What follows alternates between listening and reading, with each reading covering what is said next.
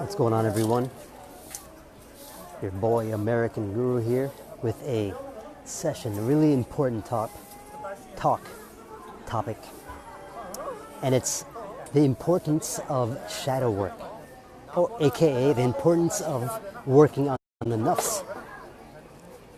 It is about the 13th Ramadan, basically almost halfway done with the month. And what have you benefited so far? Have you done anything different than you did last year? What comfort zones have you surpassed? Because remember, comfort zones are like your box, the box that you put yourself into.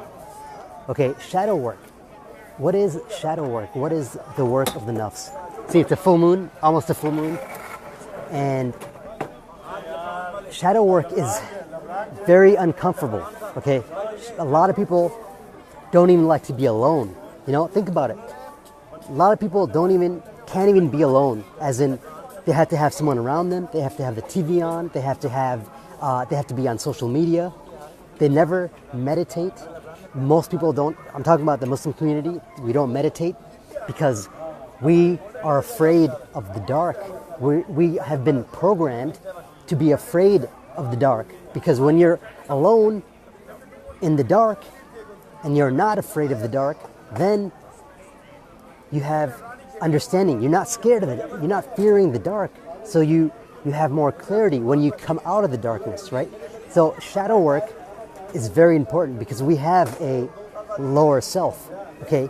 And right now, our lower selves, what it seems like, is running the show, is running the body, and is running the mind, and the soul, that true light, your light inside that doth, inside that darkness, that is your light.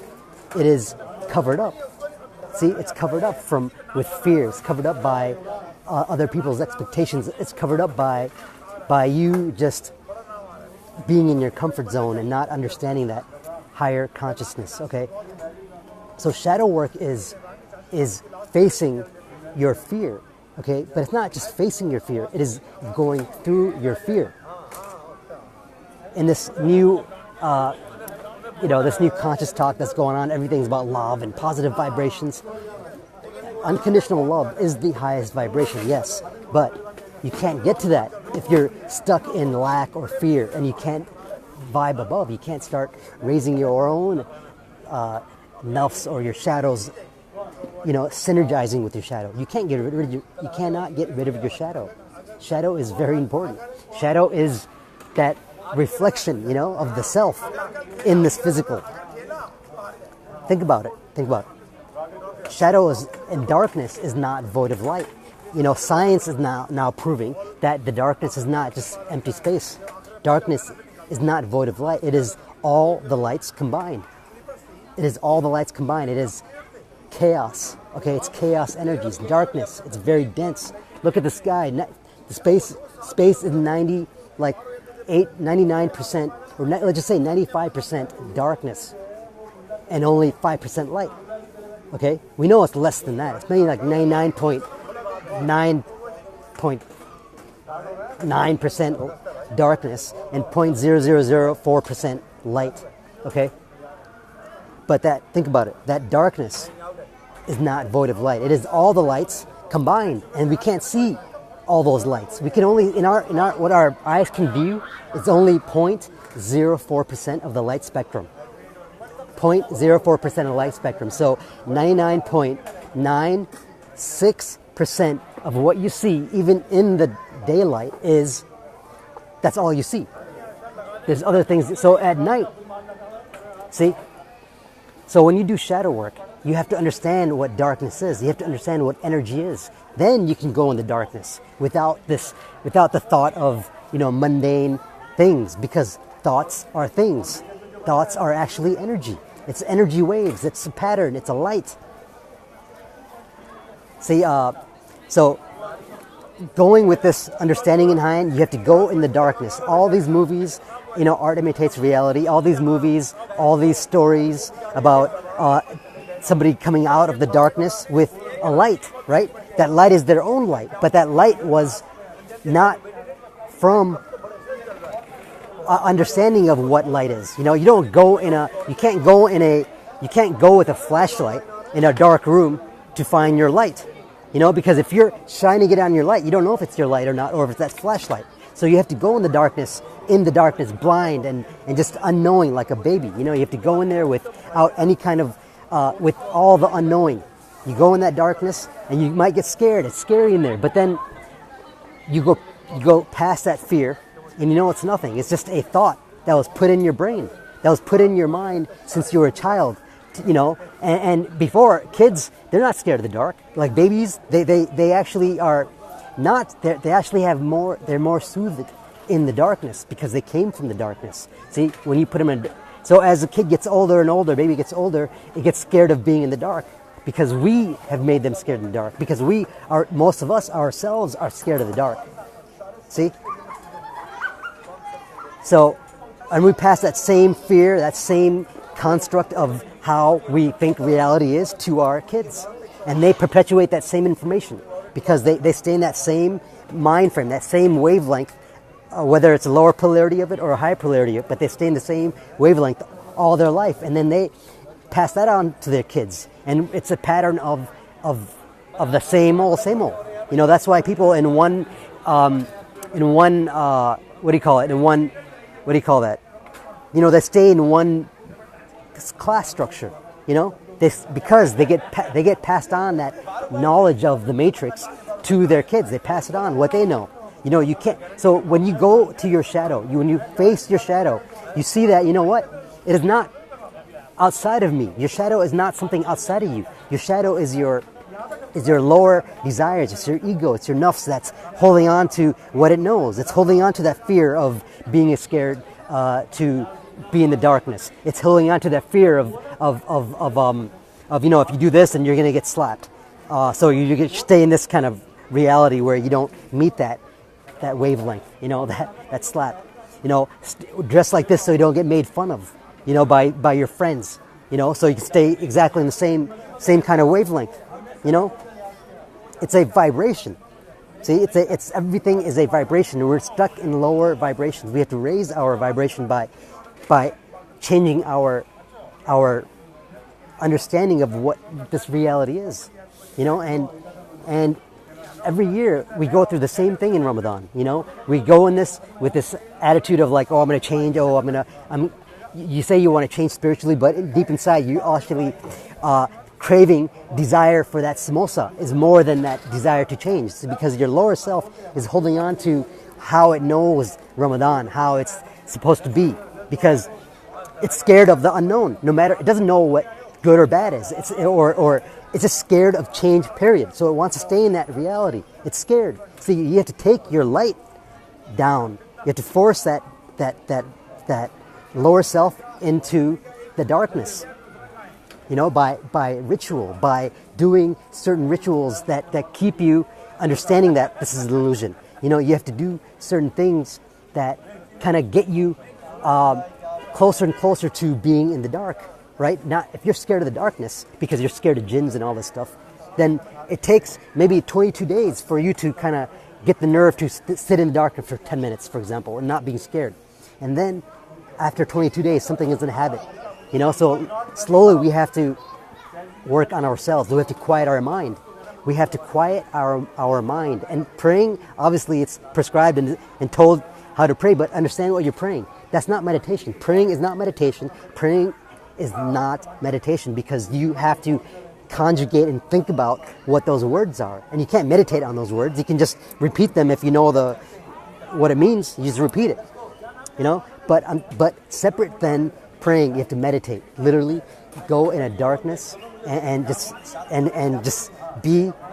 understand that you can't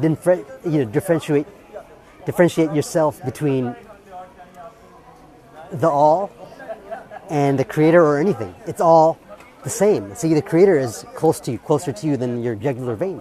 So what does that mean? I mean, if we're all energy and we're comprised as different energies, so you are what you eat, you know, you are what you think, you are how your friends are. Our physical is comprised of that energy, and if that energy of whatever Allah is closer to you than your jugular vein, then what does that mean? You know, what is our true light? And where is that light from? Is that light not from, is it from outside of the divine? Is it from outside of the creator? That light that you have in us? Each religion says we have this light. Christians say it's the word of God, the breath. Muslims say it's the nafs is the light, the new word is from God. But where is that from? It's from God, but what does that mean exactly? It's not from anything outside of God. It's not anything from outside of the creator. I don't want to say God because God is a term that it has a lot of spiritual tie downs to it, to the physical. Okay? Because we'll be honest, a lot of people fear all these things. They fear things that they fear the unknown is not because people fear the unknown. It's because they know that they lack in understanding the unknown. They know that if put in that position right now, then it would destroy them. They know that deep inside. You know that. If you're a stingy person, for example, and you're stingy and like, oh, I don't have enough, oh, I don't have enough, and then you get $5 million given to you, you'll lose that within 5 years because if you want to be a millionaire, you got to think like a millionaire before you can be a millionaire. It's a thought. It's all that energy. You have to be the person that can handle that energy. It's high energy, see? Because money is just energy. And if you are not high energy being yourself, then you cannot handle high energy. You're going to mess it up. That's why you don't get what you want in life, you get what you are in life. And if you are just energy and consciousness, this book here is just energy. It's a combination of like different carbons and different atoms and different matters together put in a conscious form. This has consciousness. This has consciousness of the person that put it in this form. Everything is alive. It's just the degree of life that's different. So this is what it is. Shadow work, you have to go inside yourself and find your own light, your individual light in that darkness. And that darkness is all. It is the all, and you have to find your individual light. And once you find that individual light, it's like getting it's like getting energy, and you take it to the reality and you use that energy of going through what you feared. If you feared XYZ and you went through it, now you feel better about yourself. You have a different kind of energy. You're past that hump. That fear can never stop you again. So that's what shadow work is. And you can't just do shadow work and expect when you go in the shadow and you don't do work physically too, you don't start eating better foods, more energetic food that doesn't weigh you down, all these like fried things. Start eating more healthy stuff, detoxifying your body, and then also detoxifying your mind. You get rid of grudges, you deal with your you deal with all your problems. You stop the jealousy, you stop the hate and all that anger and all those resentment issues, and you go.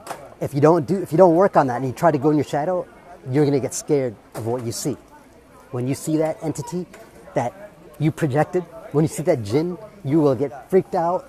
You will go crazy. Maybe it's going to possess you. Maybe that energy that actually went outside of you and you saw it in that darkness, and it's gonna possess you. That's what possession is. If you basically get scared so badly that you attach onto that energy that came out of you, because that's you.